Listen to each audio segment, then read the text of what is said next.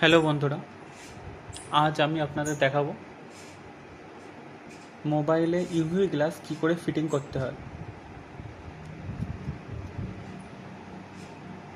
ভিডিওতে দেখতে পাবেন আমি খুব সহজভাবে ইউভি গ্লাস ফিটিং করা দেখিয়েছি।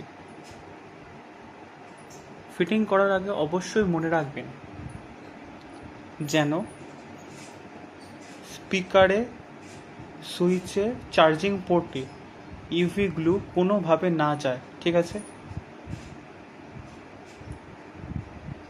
প্রথমে পুরানো ইউভি গ্লুটাকে তুলে নিতে হবে গ্লাস শুদ্ধ।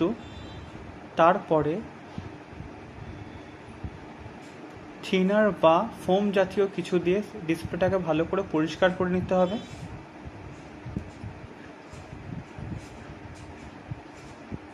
পরিষ্কার করে নেওয়ার পর স্পিকার আর সুইচের সেকশানগুলোতে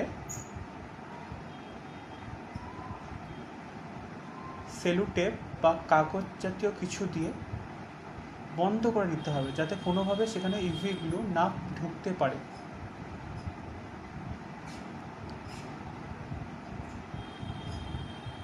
তারপরে ডিসপ্লের মধ্যে কিছু ইউভি গ্লু দেওয়ার পর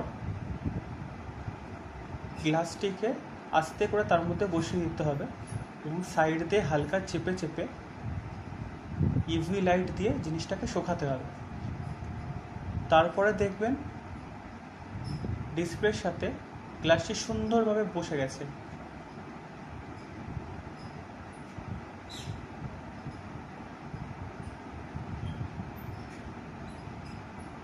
দেখুন আমি গ্লু দেওয়ার পর তারপর গ্লাসটি বসাচ্ছি।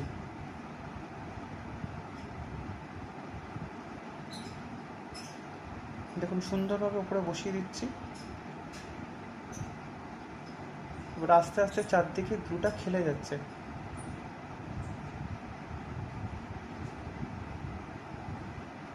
এবার ইউভি লাইটটাকে এক হাতে নিয়ে নেবো অন করে, একদিকে চেপে হাওয়াটা বের করে দিয়ে তার উপর ইউভি লাইটটা দেবো এবং সম্পূর্ণভাবে শুকিয়ে যাবে। তারপরে নিচের সেকশানটাকে সেম টু সেমভাবে করব, যাতে ডিসপ্লের সাথে গ্লাসটা সম্পূর্ণভাবে বসে যায় এবং এক ফোঁটা বাবলস না থাকে, ঠিক আছে? এবার দেখুন ইউভি লাইট দিচ্ছি, ওপরের সাইডটা শুকিয়ে যাবে, তারপর আমি নিচের সাইডটা করব, দেখতে পাবেন।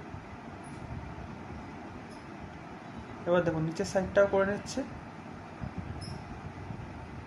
এবার জিনিসটা কমপ্লিট হয়ে গেছে। এবার পরিষ্কার করে নেওয়ার পর